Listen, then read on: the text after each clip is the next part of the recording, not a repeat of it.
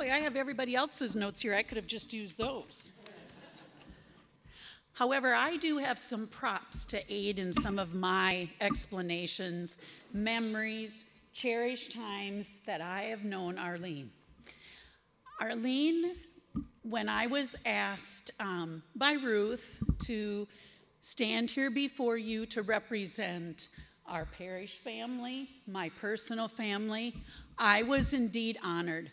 The picture in the journal that was captured perfectly with her expression was, you don't even have to know what she was thinking to read it on her face.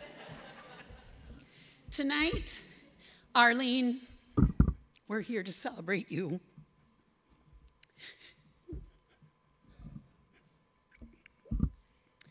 The honor and attention you do not want, but you are most deserving.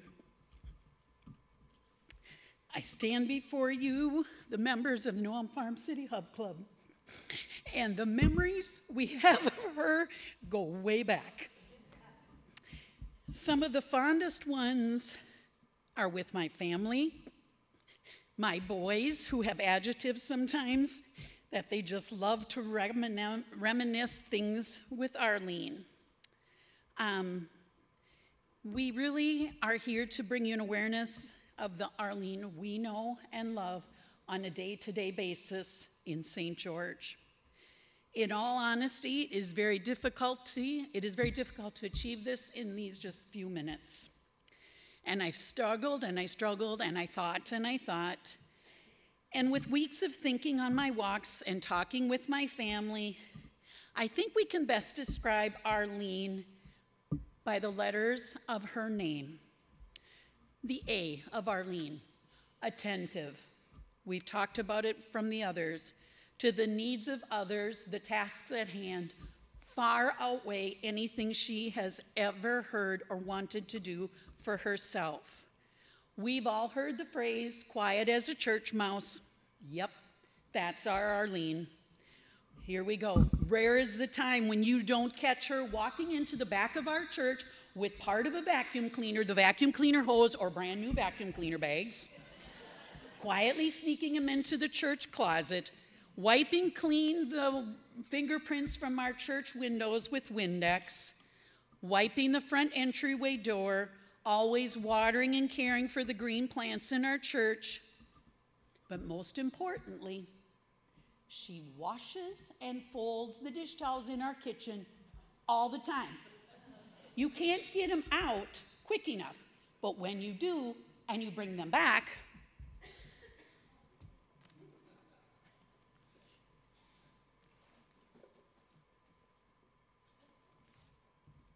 this is how I get them back, okay? They're washed and they're folded, right, Anna? That's good to go. In the drawer. No. This is how Arlene's come back. They're white, they're embroidered, and by God, they go in order in the drawer so they all fit. That's just one memory. There is a rare time, and all of you church ladies know, that you can sneak out of that kitchen before she has them all folded up and tidy and out. Her attention and devotion and the care of our precious grotto and our parish cemetery is a priceless gift. When Ella Beeble passed away, Arline assumed all care of our grotto and visits it almost daily, I know for sure, in the spring, summer, and fall, and she also visits Stanley.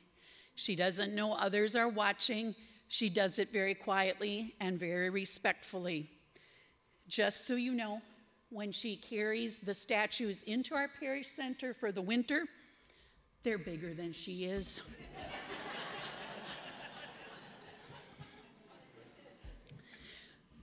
This one is a special memory, and it's quite ironic that Margie is sitting right next to her. Because this one, bring that out. I couldn't quite get the stones that I was looking for, but Arline, if she gets something in her head, she's going to do it, and she's going to prove that she can do it even if you think she can't. A couple springs ago, our cemetery patio garden was very disheveled with a lot of sand and salt and debris from the road and the salt. And so our perennial garden around there was filled with weeds, and it wasn't doing very well. Arline said, we suggested we get, our friendly River Creek Nursery people to do it over. And oh no, Arline said, all we have to do is sift through those stones, get the sand out, put the stone back on, and then we'll replant. I said, well, that's a lot of work, and that stone is heavy, and so is that sand. Well, I didn't know she was going to do it. My daughter and I were in the church cleaning, and lo and behold, there her and Margie are at it with a sifter, like this. 1 5-gallon pail full shoveled of stones and sand over a wheelbarrow. Hundreds and hundreds of shovelfuls. All the 5-gallon pails full of sand were put in the back of her vehicle, and yes, it was clean, hauled to her farm site a few miles away, and put in the road ditch or by the road approach. I don't know how many trips she made before we figured out that this was going to be a long time. It went on, and it was getting to be lunchtime. Well, there isn't a quick place to have a sandwich in St. George, but of course, no, Arline thought of that too. So she had sandwiches and pickles and water.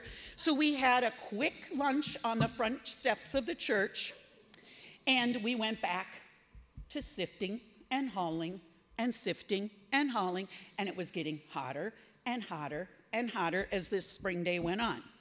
Katie and I were bound and determined that if that project got done, we wanted those flowers in as Memorial Day was approaching, so we beelined into River Creek Nursery. We knew what perennials we wanted to add to this, so we were gone probably 45 minutes, and we came back.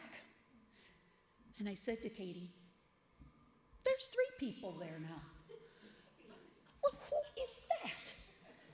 It was a guy wearing white pants and a pink hat. And I am not exaggerating. Long story short, Arline and Margie really didn't know who that person was. We to this day believe it was a saint that God sent. There's a long story behind that gentleman. So ask me or Arline or Margie about it. Just so you know, Tony, the flowers are blooming beautifully. Once more, Arline, never being asked or told, she just brought Margie along for the ride. The R, respected. By the attention here and the gathering, we know you've been respected by your generations. You're respected by your peers, but all of those that are younger, especially those in my family and in our parish family.